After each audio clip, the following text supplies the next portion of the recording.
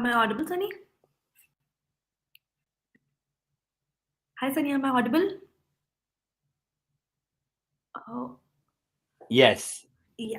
Great. You hear me okay? Yeah, I can hear you perfectly fine. Okay. Good. Hello, everyone, and welcome back to this amazing Ask Me Anything session with one and only Sunny Ray. I'm sure you know him well already, and he doesn't need any introduction. But for those of you who are new here, Sunny is the president and the co-founder of your favorite crypto exchange, Unocoin. Besides, he is one of the biggest crypto and Bitcoin enthusiasts that you'll come across. And this is why it is always so much fun to have this live interacting sessions with him. So, hi Sunny, I welcome you to this session. Hi, Shambhavi. How are you? I'm great. I'm great. How are you? I'm good. I'm looking forward to this. Oh, that's great.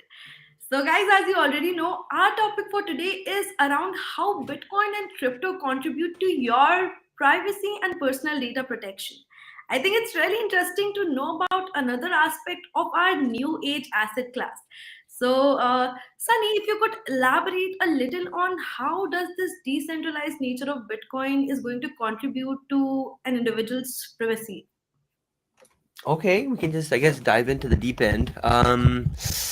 Okay, so yeah, I was thinking about this earlier today, like how to kind of come at it. I mean, I don't know if well, it definitely helps, but I think the right word is probably like preserves or helps maintain or preserve your privacy is probably the right way to say it. So what do I mean by that? I guess the first thing to understand is that Bitcoin is, first of all, it's a new entity, right? It has nothing to do with our current systems and structures, and so Bitcoin, the way it's designed itself, right, there is actually no identity tied to it. So companies like Unocoin and the exchanges in the world and whatnot, we often do need people to do KYC and all of that. But in reality, the Bitcoin network itself is, to this day, people don't even know who Satoshi is, right? How is that possible? Yeah. It's because there's a way to use Bitcoin in a way where you're essentially just interacting with public keys and private keys, and you're interacting with the network in such a way where if you just keep your private key safe, like if you keep it secret, nobody can access your Bitcoin. And so it's very unique in that way. And so I guess I won't go on a long speech about it right now because I know most of the talk is about this. But the essence that the main message I'm trying to get across is that you can take possession of your own Bitcoin. You can do it in a way where literally the whole world, you can be private from the whole world. And I think that's something that a lot of people value. And Yeah. yeah, maybe I'll just pause there, and then I don't know if that makes sense or not. But if not, we can go deeper into it. I think I totally agree over there. And obviously, I think privacy is something that everyone wants, and especially when it comes to finance. Of course, around there are so many scammers and so many technicalities that surrounds the part of finance in particular, not just Bitcoin, not just crypto, any investment. So there are a few people in our comment section today. They're greeting us. Munawar Hussain is saying hello. Dipankar Pal is saying good evening. And Mukesh Verma is also saying hello and good evening, sir. So I think Sunny, oh, your voice is gone again, Sunny. Sorry, I'm muted. Hi there, everyone. Yeah, happy to have you. We have people trickling in now. Do we have more than a handful of people? And we're Yeah, getting we have. questions as well. So as usual, everybody, the more questions you ask, the better these sessions go. Just because it's more Yeah. about us interacting with the community. We obviously come prepared with some talking points, but it's always a lot more fun if people ask questions. Absolutely, guys. Do not hesitate and please ask your questions. Drop them down in comment section wherever, from whichever particular platform you're watching. Oh, there's another question already. So I don't know. Obviously, this is a question that Sunny would not know, but I'm still gonna ask your question, Mukesh sir. He's asking Shibarium launch date information. Do you have any information on Whoa, Shibarium what? Say, launch date? Shibarium? No, unfortunately, I don't. We'll save that one for the call with Satvik. You might have a better idea. Again, but yeah, that is not even launched yet, so it's gonna take a while for you to know the Shibarium launch date. Mm. Okay. So moving forward, I think I have a question before I think we have another question from our audience. Sunny, there's a concept of blockchain ledger, which is supposed to be an open source thing. Anyone can go and check whatever transactions are happening, and it's going to be there. It's basically nobody can edit it. And still we are talking about privacy and personal data protection. Now, how does this contrasting feature of blockchain and privacy is going to collide and contribute to our privacy basically? Yeah, that's an excellent question. These questions are getting better and better. A few days ago in our spaces, you had some excellent ones. So, okay, so these are also hard to kind of like answer in a few words. Okay, so your question was if Bitcoin is preserved, all the transactions on thousands of nodes and miners and computers across the world, how is it that you're able to maintain privacy? You are, mainly because, like I said, the Bitcoin network itself has very little to do with, has nothing to do with identity. Does that make sense? So, like the network itself is agnostic of identity. So, yes, on all these computers, you have transactions being recorded, but the transactions being recorded is not saying Sunny sent money to Shambhavi. It says instead, it says 1x23j whatever, some public key sent so many bitcoins to another random kind of variable, right? um and so for that matter, if there's two people who are just interacting on the Bitcoin network, and let's say they just somehow earned their Bitcoin or just bought it in cash or something, and there's no identity identify or connected to it, they could foreseeably maintain their privacy to a very large extent, right?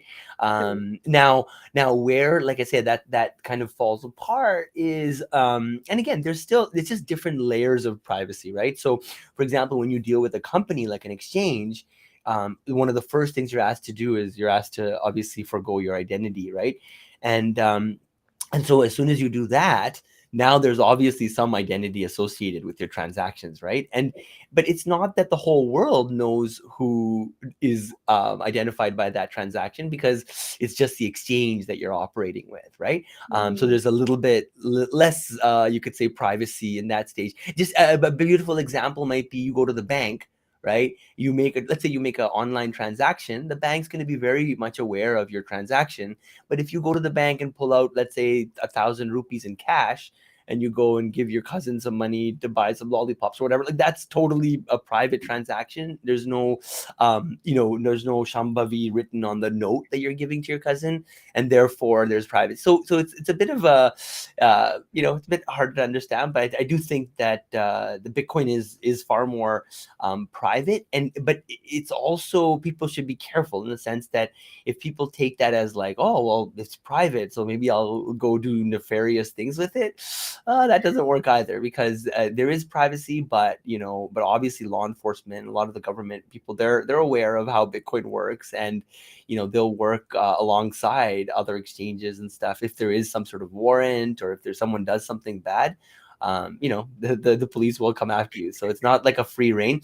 But I also, it also bugs me when people kind of conflate privacy with bad guys only. Like, it's not that bad guys only like privacy. Everybody likes privacy. Like, people, companies, everyone likes privacy. So I do think privacy is something that's very, very important. And like I said, I think Bitcoin is very unique because, like I said, the network itself has nothing to do with identity. I absolutely agree, Sunny. So I think we have some follow-up questions, or I should say related questions. Related Sure. questions, I think, would be the right term. So NPC here, one of our users from YouTube is asking, is there any data protection law in line for blockchain already? Is there any data protection? So, I mean, if they're talking about things such as GDPR and all that, those things do apply. So, for example, if you're dealing with, European companies, obviously you'd have to adhere to that, right? So it's not that there's any new set of privacy laws that I'm aware of that apply to blockchain or Bitcoin. One thing that people should be aware of, however, is that there is a push from, I guess, what do you want to call them? Like entities that govern the world. It kind of bugs me to even say that. But anyway, so there's people out there that are now actively pushing for crypto exchanges to now implement something called the travel rule. Have you heard of the travel rule before? No. The travel rule is actually something that banks today already have to adhere by. And what it means is that, let's say, again, I send some money over a wire transfer from me to you. Not only would the money go from me to you, the bank would also have to send the KYC information to Oh. the receiving bank to ensure that that transaction was, in fact, followed all the rules and regulations. So Mhm. one thing that's coming for Bitcoin and crypto companies, and maybe coming, maybe not, but it feels like it's coming in a big way, is this kind of this implementation of a travel rule, right? Where exchanges would have to again exchange KYC data between parties, yeah, and that would be again. Someone might argue a degradation of privacy, right? But at the same time, governments are trying to figure out, well, how do they regulate, how do they tax, how do they ensure that people don't just kind of escape the system by using things like Bitcoin. So it's a bit of a double-edged sword. Mm. So I think NPC, your question has been answered in a very nice way, I would say. And there's another question, Sunny. I don't know about the Indian laws if you would be able to answer this one because that is about TDS. So should I take this up? I can try, but if I can't, then Satvik might cover it in the next one. Yeah, sure. So Mukesh is asking crypto TDS charge problem Indian investors. So I think he's asking about the TDS that is being charged by the Indian investors. What about it? I mean, so it sounds like he I thinks think it's if a it is problem. so, Mukesh, I think elaborate your question a little bit. But if you are asking about paying them in advance, then I think it will depend on your yearly gains and overall calculation. If you expect a refund, then you will get a refund from the income tax if depending on your trade gains and everything. And if you want to have more information on this, we have done two elaborated sessions on crypto taxation with another one of our guests from Binox. So you can go and check them out. They're in the YouTube channel itself. So please go and check them out. And Okay, and also follow Satvik on Twitter if you're yeah, not already please following him. do. Satvik, every single day he tweets at kind of the government about how he sees the TDS as being problematic, Yeah, and how he thinks long term that India needs to revise its approach towards the TDS. So I'm sure you'll enjoy a lot of Satvik's content. He spends a lot of time talking about yeah. this. So Mukesh, please follow Satvik on Twitter. And then again, we have another question from Sachin Kumawat. He's asking how to calculate GDP if crypto is regulated in India. Sachin, can you elaborate your Okay, question a little that's bit? I think I understand. How calculate GDP if crypto regulating in India? I don't know. I mean, technically, like, so the previous question was about TDS, right? Yeah. So if TDS is being applied, well, it is being applied in India, that means that the gross domestic product, right, of the country would I imagine account for that growth, right? So what do I mean? So let's say, for example, a million people in India buy Bitcoin and they become multi-millionaires, right? And they're going to have to pay taxes to the government. So all that gain and that growth and wealth for those citizens of India would be accounted for and would attribute directly to the GDP gains of the country. That's my, I don't know, kind of 2 cents on it. So I do think that, in fact, like almost 8, 9 years ago, I mean, this is just a little bit of a random story, but like I had a chance to meet with a gentleman by the name of Vinod Khosla. He's like one of my heroes. I don't know if you've ever heard of him. He's the guy who founded Sun Microsystems. I think Oh, Java was like came out of there. It's like he's just like a legend. He's a multi-billionaire. And one of the questions when we were pitching him for an investment, we never landed it, but we were pitching him like years ago. And one of the questions he asked us is like, how is what Unocoin doing going to impact the GDP of India? And at the time, it was like we almost fell off our seat. Like we're just building a tiny little company here. Like, how are you even expecting us to like affect things like GDP? But today, 10, 8, 9 years later, I do think that I feel strongly that Bitcoin, countries that embrace it will be able to see a lot of upside in terms of GDP growth. I 100% agree when it comes to that. So I think Sachin, your question has been answered too. Yeah, and Moving Sachin forward, always asks a lot of questions, so keep them coming, yeah, Sachin. he's a very active user and totally Hmm. appreciate it. So, Yeah, we really do.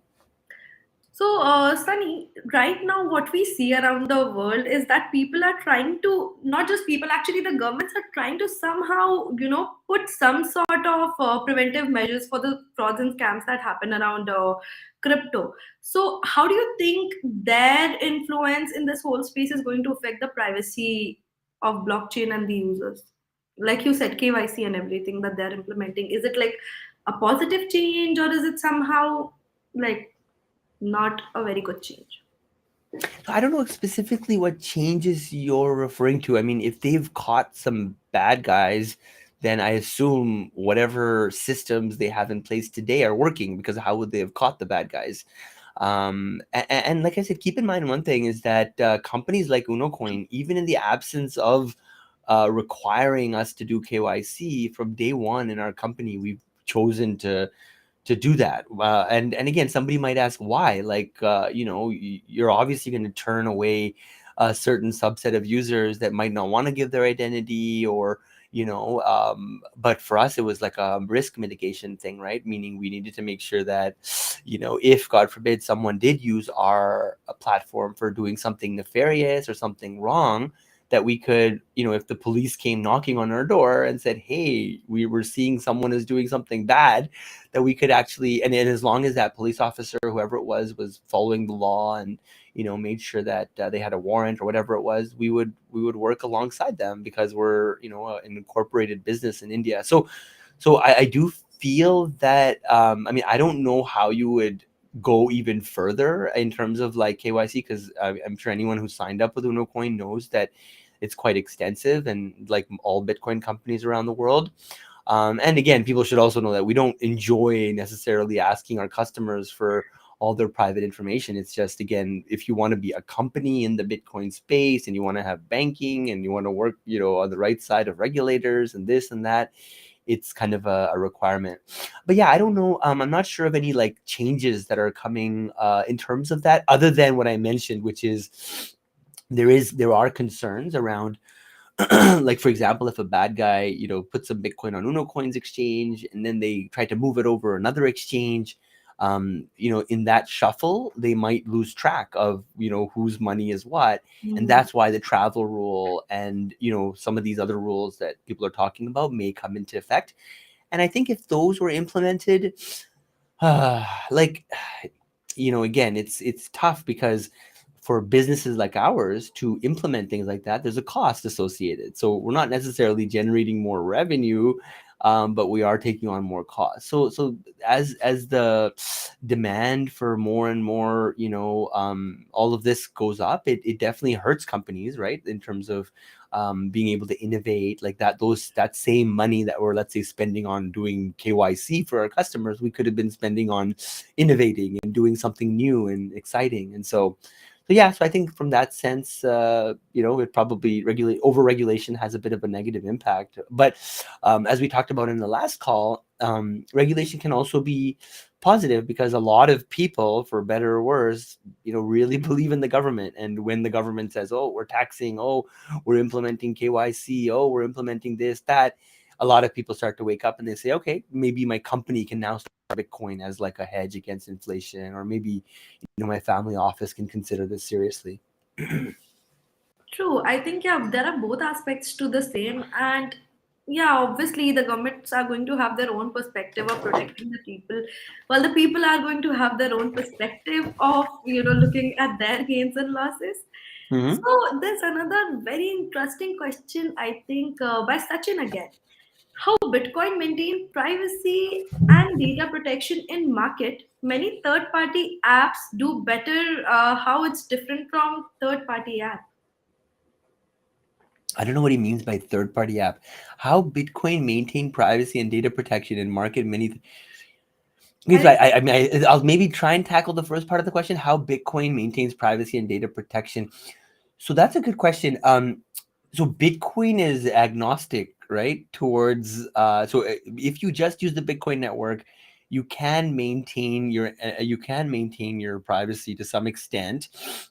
They call it not anonymous, but they call it pseudonymous in the sense that, Pseudonymous. yeah, exactly. So what that means is that people cannot identify your identity. However, at one point, let's say even in the future, a year down the road, if you reveal your identity and its association with a certain Bitcoin wallet, law enforcement, bad guys, whatever companies, they can figure out that you are in fact connected to that transaction. Does that make sense? So again, Bitcoin doesn't have it, and Bitcoin does not adhere to any data protection laws because it's not like a company, it's not an entity, it's just like a protocol that exists on the internet. Where data protection would come in to play is more along the lines of companies like Unocoin. Okay, so great. I think Sachin's question has been answered again. And Sachin, if you meant to say something else, you can, reiterate your question in the comments again. I'll pass it on to Sunny once again. So the banker here is having, I think, a concern. The banker says a friend of mine wanted to sign up in Unocoin, but his Aadhaar card wasn't linked to his mobile number, so he couldn't sign up completely. Is there an alternative way to sign up with his credentials? I think I think the best would be to maybe for that person to DM us, and we can connect them to someone in our exactly team, and that's we'll just take care of it. So somebody, if you can maybe help with that, that would be great afterwards. absolutely, absolutely. So the banker, what you can do is you can just DM us, or maybe you can raise a concern in the app itself. Our CC team can get in touch with you, or yeah, you can drop a comment somewhere. We'll just get in touch with you. That won't be a problem.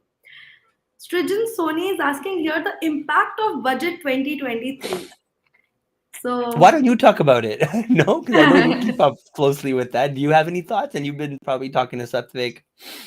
So yeah, obviously, so guys, we're going to have a lot of sessions in the upcoming month around taxation as we have planned because yeah, a lot of you want to know around what is going to be the impact of 2023's budget, and maybe how are you just going to manage your things in India given the current circumstances of regulations and laws. So the impact, in my opinion, so far is the same as previous year because there have been no certain updates about crypto regulations in the budget, like the introductory session of budget. Let's see what all regulations come up maybe on 1st of April. According to that, we can decide and judge what is going to be the major impact on 1st of April, starting the new year of finance. So, Sachin has, I think, reiterated his question. He's asking if Bitcoin maintain privacy and data protection and someone do some illegal activity, how does it help the cop? Like, how does it help cops?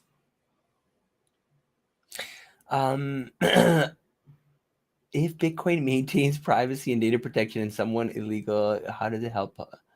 I don't know. I don't know. I don't quickly understand the question. How does it help cops? I mean, if you're asking if somebody's doing something illegal on the Bitcoin network and they're not, let's say, connected in the exchange and there's no identity, then how can the cops identify that person? It Yeah. might be tough.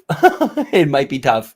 It might be tough. Like I said, how come nobody's been able to identify Satoshi? Because Satoshi has chosen not to, give Yeah. his identity, do anything, and so therefore it might be tough. And this is why obviously a lot of government people also kind of fear Bitcoin because it does, present potential threat in terms of its anonymity and all of that. So maybe it doesn't help them, but most people, unfortunately, fortunately, but a lot of people use exchanges, and like I said, even bad guys do, and so companies like ours, cops would work with us to ensure that that the law is kind of upheld. But if somebody's just dealing with the Bitcoin network and they've been very, very careful, then it might be a bit tough. Yeah. Okay. So I think this was the answer to your question, Sachin. Moving forward, Sunny, I think I have a very interesting question which I've been wondering for a long time now. Sure. Basically, Bitcoin is going to be, from what I imagine at least, it's an opinion, guys. Okay, it's no prediction, nothing like that. So just my opinion, like when Bitcoin comes, it just takes the front row when it comes to transactions and everything, like day to day normal transactions. How is the user going to protect their privacy over there then? Like What do you mean? if there's a day-to-day transaction in which we are using, maybe for online payments, we are making a payment via Bitcoin, using Bitcoin to make payments. In those cases, how will we maintain our privacy? So as I Because they're said, going to have Bitcoin. our address for delivery and all of that. Okay. So I see what you're saying. That's a good question. So once again, because of the way Bitcoin works, right? You don't even need to divulge. You don't even need to give away your what's it called? You don't need to give away any of your personal information when you do an online transaction with Bitcoin. So, like for example, right? Let's say you're buying something with a credit card online. You have to enter in the 16 numbers on your credit card, correct? Like let's say you're buying pizza or something. Those 16 numbers is all somebody needs to steal your money. Like if I go take your, let's say I work at Domino's and I take your 16 numbers and I go to another store and I give them that number, I can steal your money. Meaning the credit card system is the worst system ever devised for Absolutely online agree. payments. It doesn't make any sense. And then not to mention that there's also chargebacks, blah, blah, blah. So in Bitcoin, none of that exists, right? So when you have some Bitcoin, I can send Bitcoin from me to you, even though I don't trust you or you don't trust me. Let's say we're strangers. I can still send it to you across the network without giving you my private keys. Um, but now, if you're talking about, if you need to buy something from Amazon and you need to give Amazon your address because they need to deliver to your house, that kind of privacy you're not able to get around because you still need to give Amazon your house address, right? So like, and that's not even for the transaction. That's for to get your shoes or whatever you bought, your book, to get it to your house. So if you bought something digital and you don't need to give your address, then the transaction could be private and you don't need to give any information. You don't even need to give him your credit card number that he can take and steal, right? Because in Bitcoin, we work a little bit differently. We use something called public key and private key cryptography, where all you need to give is your public key and you keep your private key secret and you can accept money or you can send money. Does that make sense? So I guess, so I do think that Bitcoin is, again, people call it the internet of money, right? And it's like kind of designed for the internet, for internet transactions. And so the main kind of takeaway is that in Bitcoin, you don't need to give away your privacy. You don't need to give away any information that people can take and run and steal your money with. Bitcoin, you can transact in a private way unless you have to give the counterparty your home address, like in the case of Amazon, because they're shipping something. Yeah. Makes sense? Like, yeah, I don't know. Maybe I Absolutely. I missed the think my point. Yeah. question has been answered over here. So, Okay. Sunny, there's another question that is going to be about decentralized exchanges like one of ours. We do KYC and everything, Wait, we're but not a decentralized exchange. We're a oh, centralized exchange, right? oh, Unocoin. yeah, we are centralized. My But bad. but it's okay. We can take the question. Yeah. Yeah. So, how does a user, come to this trust thing when it comes to, storing their money or maybe transacting through a decentralized exchange when it comes to, yeah, again, their data protection and privacy?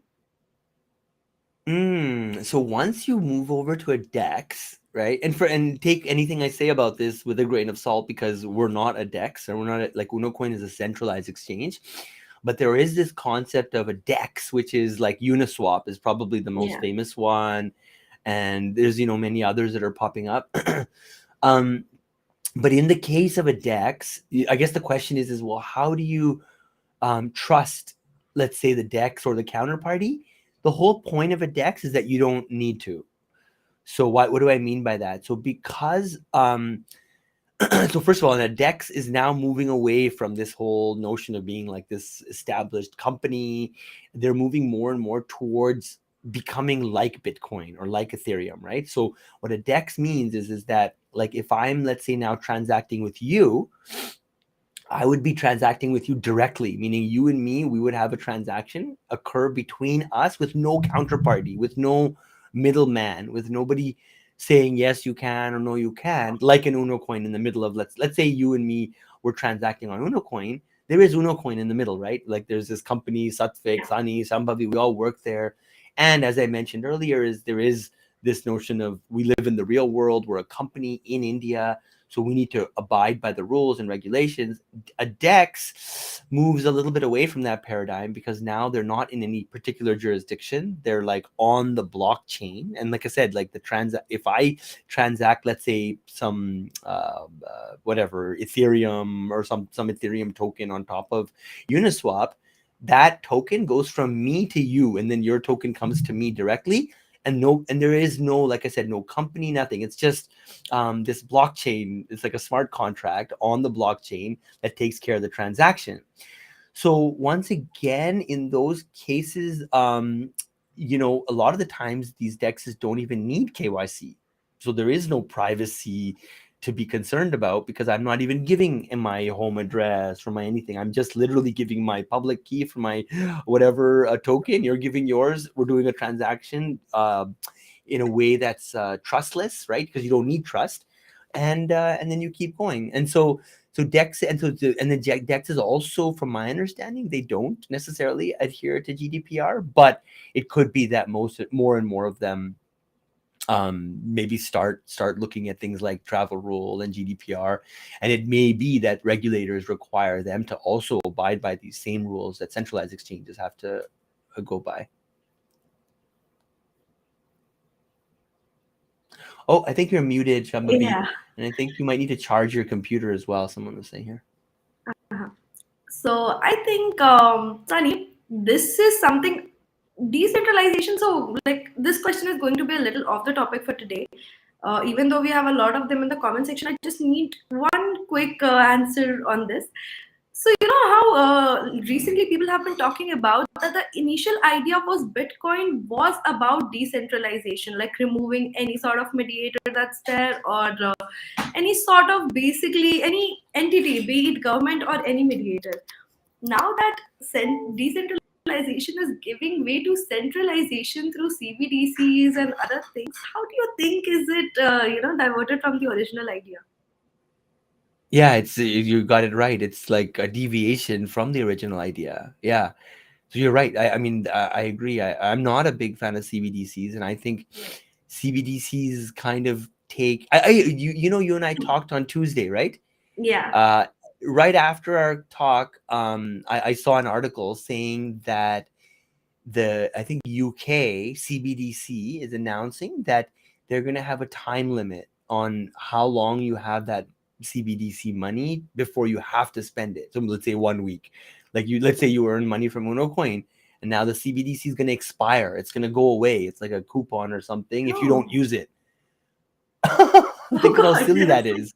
So if you want to save it or something, it's not allowed. You got to go spend it because that's how the CBDC is being programmed. So my point I'm trying to tell you is that like CBDC is kind of they've tried to kind of create their own version of Bitcoin, the governments and all that, but they did it in their own image, right? They did it in the way that they understand. So it's not necessarily open source. It's not censorship Hmm. resistant. It doesn't, it's not like innovative and open. It doesn't have it has all these weird things in there that again and again, a lot of it, if people want to know why are these things happening, I mean, to me, I think it comes down to understanding like the worldview. Like today, most economists they prescribe to this thing called Keynesian economics, right, which is kind of what drives the whole world.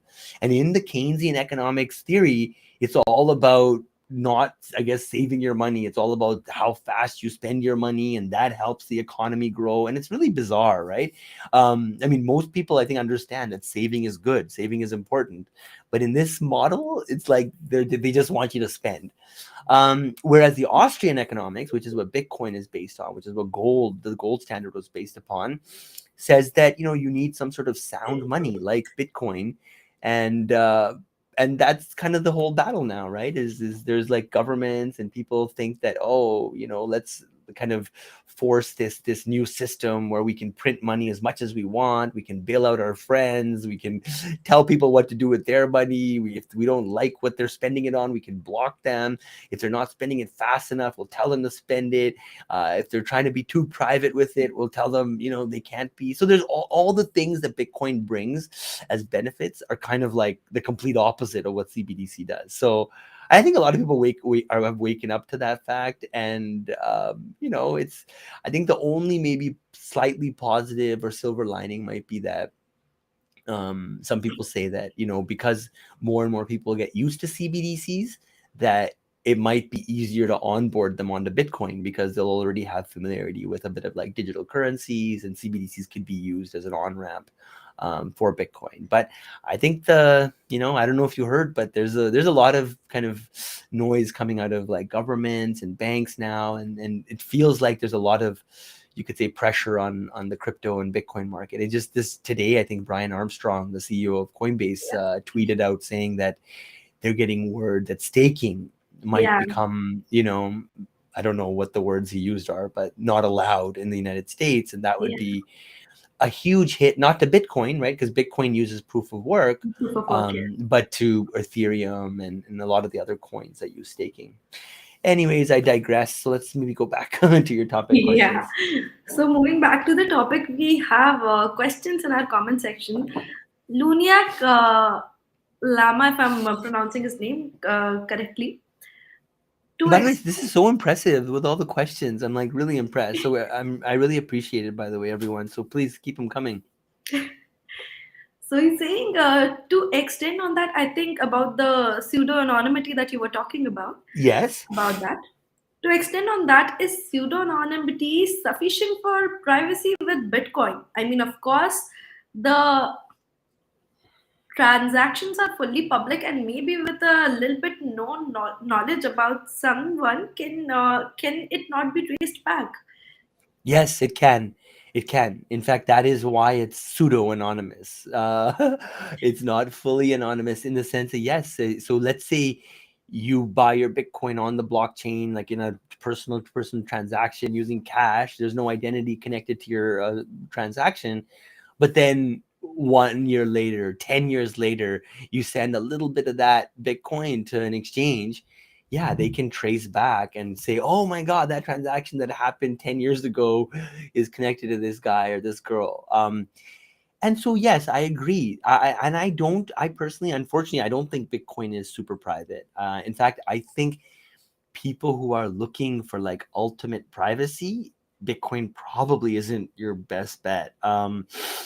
And if your goal is to like maintain that privacy for the rest of eternity, because like Bitcoin was optimizing for other things like digital gold, digital cash. They were optimizing for trustless transactions and being open source and all these things. And so yeah, I do think that and this is why we all also, like, a lot of people criticize Bitcoin saying, oh, Bitcoin is used by bad guys only, so we should ban it. That's not true. That's not true. If you look, United States, the US dollar is used by bad guys, a big percentage of it. But Bitcoin, if you look at it relatively speaking, it's like a fraction of the percent. So and again, bad guys are smart.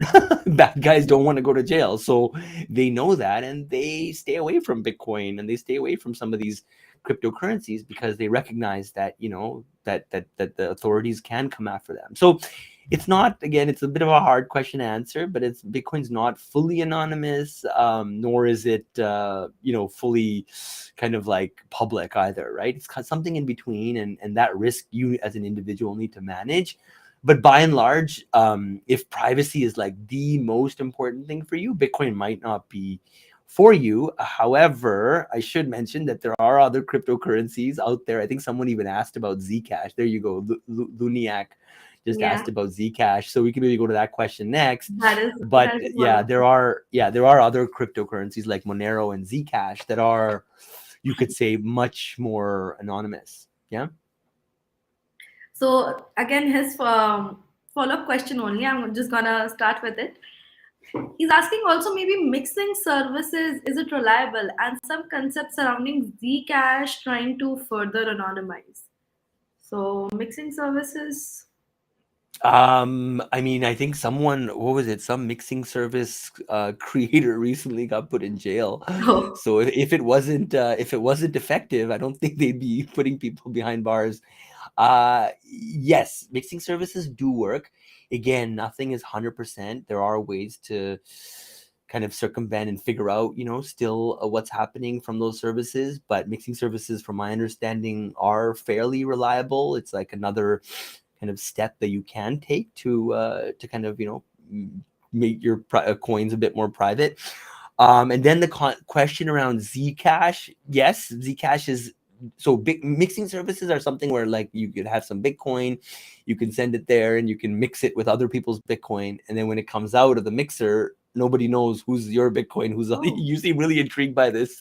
Yeah, it's actually, Bitcoin. Bitcoin is crazy. Bitcoin is crazy, right? And this is why it's a bit like whack-a-mole. Like people, regulators they're trying to get their head around it, but like you kill one, idea, and then 10 more pop up. But yeah, but Zcash is so whereas mixing services they can apply to, let's say, Bitcoin, Ethereum, whatever. Zcash is a digital asset like Bitcoin in its like, and the coin itself is anonymous. Right now, I should mention that it's not. There's actually two parts to Zcash. There's like a part of it that is anonymous and another part of it that's not. So people should read carefully and kind of figure out what it's about. But I've met Zuko in the past, and he's the inventor of Zcash, and it's oh, it's obviously a fantastic idea, and it's very novel. And again, this speaks to, in our last conversation we were talking about Bitcoin being open source, right? This is the beauty of it, right? This is Satoshi said, okay, privacy is semi important, but I'm really trying to fix these other problems, but I'll open source my code. And so people like Zuko, who are equally as smart, maybe smarter, maybe not as smart, but these people looked at Bitcoin and said, hey, I can put a twist on it and now introduce anonymity for people who really care about anonymity. Monero is another one. I think that if people are super, worried about privacy, they should look at. But yeah. I think that's your question answered.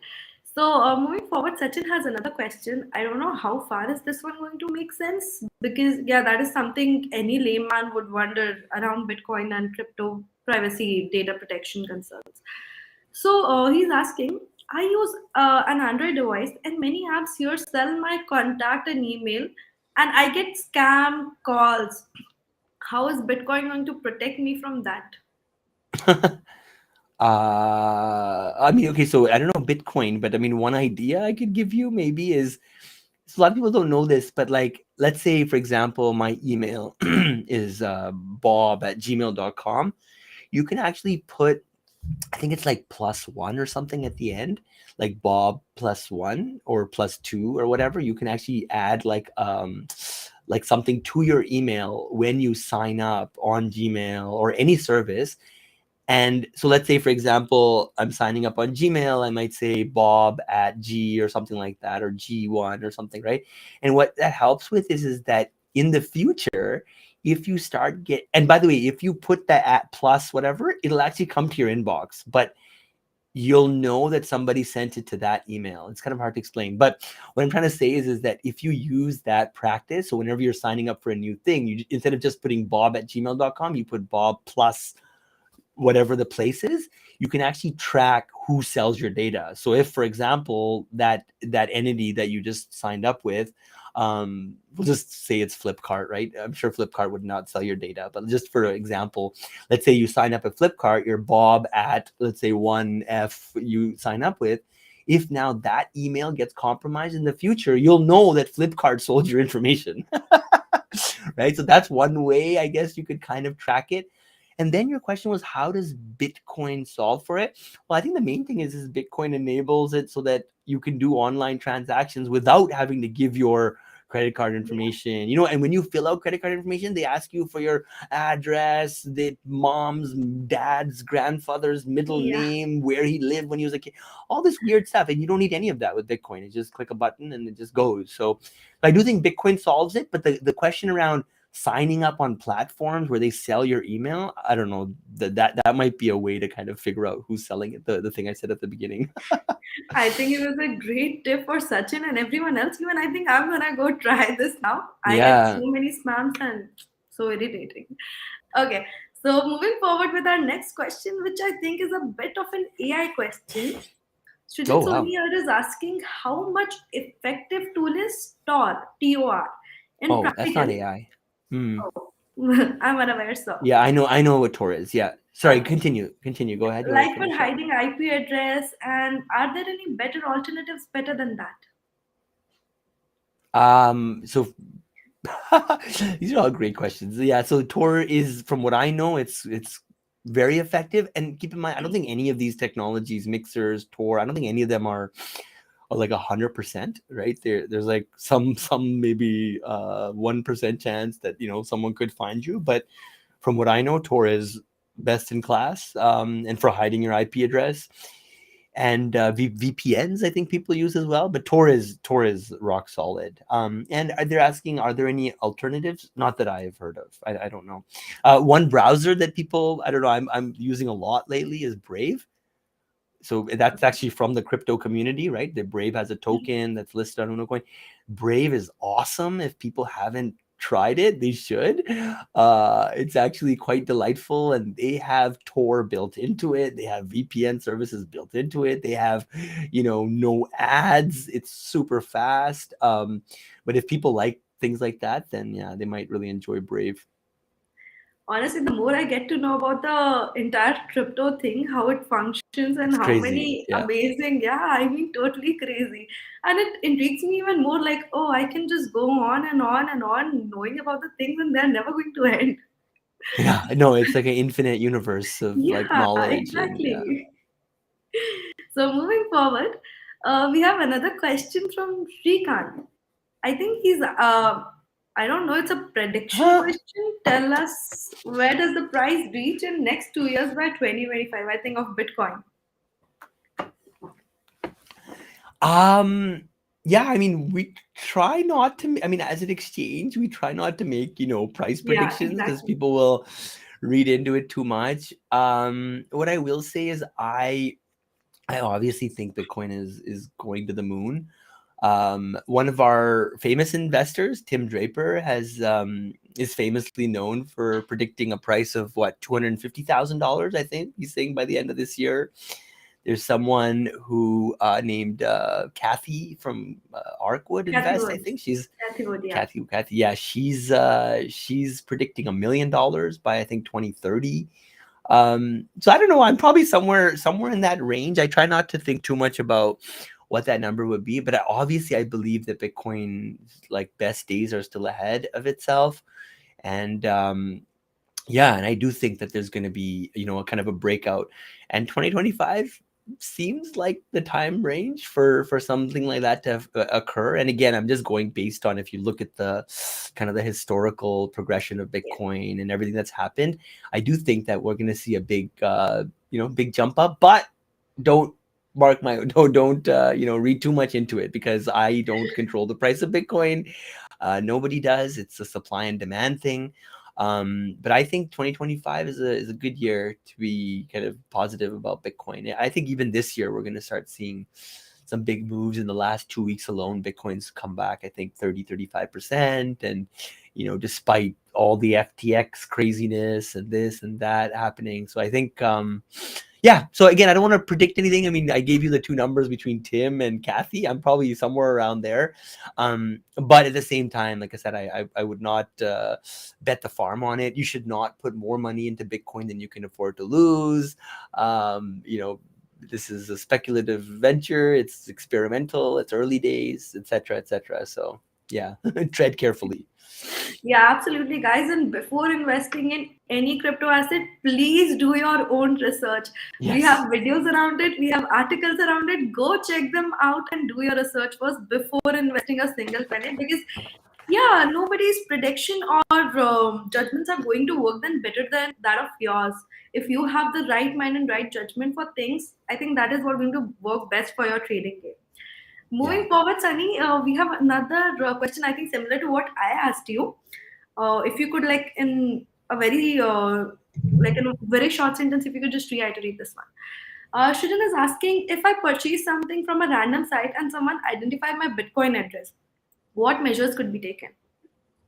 So I mean, so keep in mind one thing, right? So Bitcoin, the way I mentioned it a few times, right? And we might want to do a session just on this topic of like, what the heck is public key, private keys, right? Like, what does that even mean? Yeah, My best analogy is, um, do you know what a checkbook is? Do you use checks? Have you ever used a check? So on checkbooks. the bottom of a checkbook, you have like your account number, correct?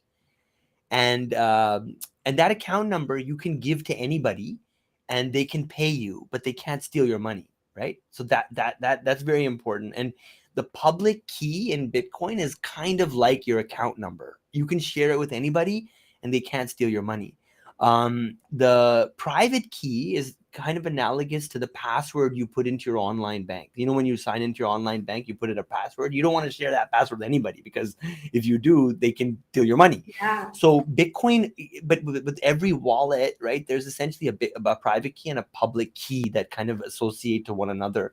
And so the key, so when somebody says, oh, if let's say your Bitcoin address gets released, just because somebody finds out what Bitcoin address public key you use doesn't mean that they can steal your money.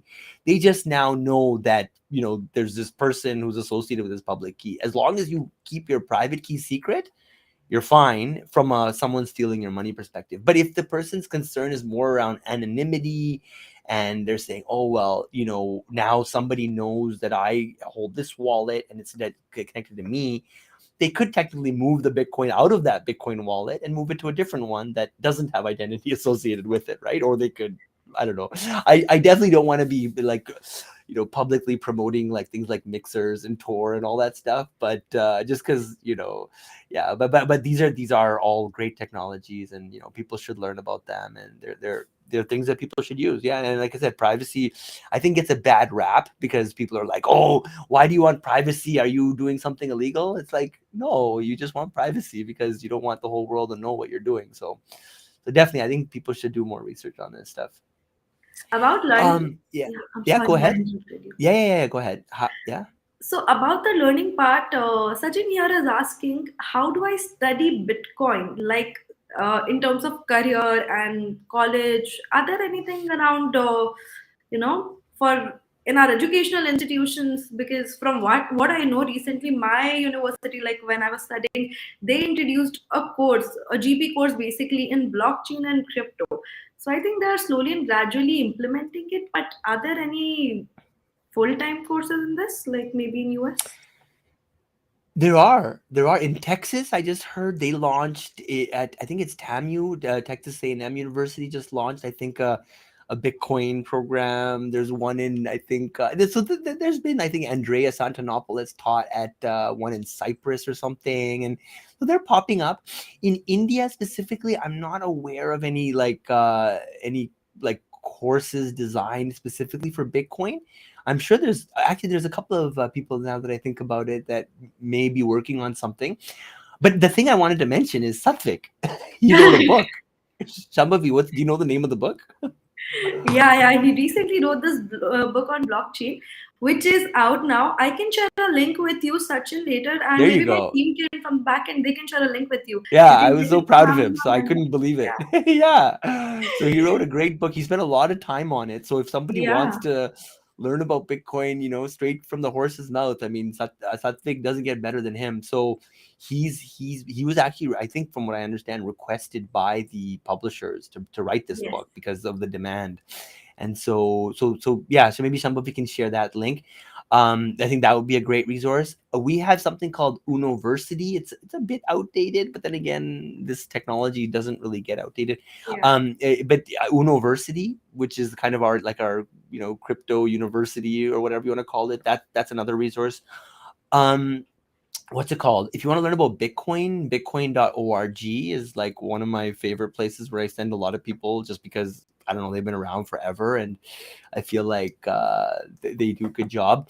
Another place if you're trying to learn, and again for me it's a lot about Bitcoin. Like I just find people they just move on to other crypto because they don't find Bitcoin interesting enough. But I think learning about Bitcoin is key. But yeah, I think Khan Academy has, I don't know, 10 amazing Yeah. videos on how Bitcoin works. That's another place that I encourage people to go. And then last but not least, AI, right? ChatGPT 3. Even on my ChatGPT, yes. personal website, sunnyray.com, I launched Yeah. kind of an AI thing. I would leverage AI to learn about this stuff now, right? And then again, take everything with a grain of salt. I was asking ChatGPT 3 about Bitcoin and Unocoin in India, and it was giving me some pretty wrong answers. Oh, It seemed, yeah, it felt like it was a bit outdated, but But again, I think ChatGPT 3 could, or these new AI technologies could serve as a nice medium for people to learn, and because you can ask, questions about Bitcoin, and it'll answer.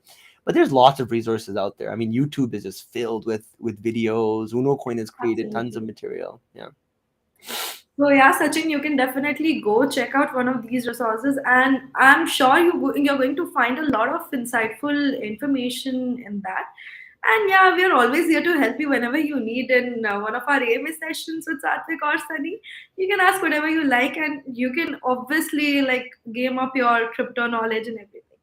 So, yeah, Sachin said thank you to you and to the Uno team. So, thank you for appreciating. And also, Srijin said thank you, saying that, yeah, Brave is right. Loved your review. So, these were the two thank you comments from our couple of viewers today. So, oh, there's another question which I think we are a bit out of time, but okay, let's just take this one about ChatGPT, which you love so much. Shouldn't be asking ChatGPT is great. I use it often personally for anything, better than Google even. So, is it better than Google one? If you're looking for, recent events, no, because it doesn't connect to the internet, from what I understand. But for most other things, I would agree with Srijan. Yeah, it's considerably better than Google. Oh, It's insane. Yeah, if people haven't been playing with ChatGPT 3, you're definitely missing out. There's something really amazing going on with AI right now, and Unocoin's also, I won't say too much, but we're exploring ways of leveraging AI to help our customers as well. okay, so that's great. I think thank you, Srijin, and thank you, Sachin, and thank you everyone who watched our session today. We are a bit out of time. We are going to take all the other questions in our next session with Satvik and Don Pablo. Your question about policymakers, that one as well, because yeah, we are going to have a lot of sessions around these. So okay, Shrikant will take your question in the next session. Thank you everyone for joining. Thank you so much, Sunny, for being here and yeah, of course, answering so many questions. Thank you, And guys. thank you, Shambhavi. Yeah, your questions are great. I love them. All Thank you. Thank you so much, Sunny. right, take care. Thank you, everyone. You too. आज बाबूजी के आशीर्वाद से हमने अपनी नई शुरुआत तो कर ली, पर अपना फ्यूचर प्लान कैसे करें? बड़े बड़े शहरों में ऐसी छोटी छोटी बातें होती रहती हैं। Looking for perfect start? Get a Bitcoin today. Download the Unocoin app.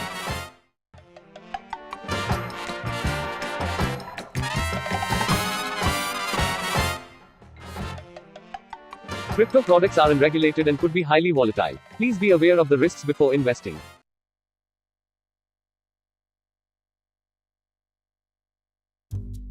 जब मैं तेरी उम्र का था ना, तो एक successful career, long term planning सब रेडी करके रख चुका था, और एक इन महाराज को देखो, पूरा दिन फोन में लगा रहेगा। दैट प्लानिंग तो मैंने भी कर रखी है, Unocoin के साथ। नए जमाने के साथ नई चीजें आजमाएं। Looking for Bitcoin? Download the Unocoin app.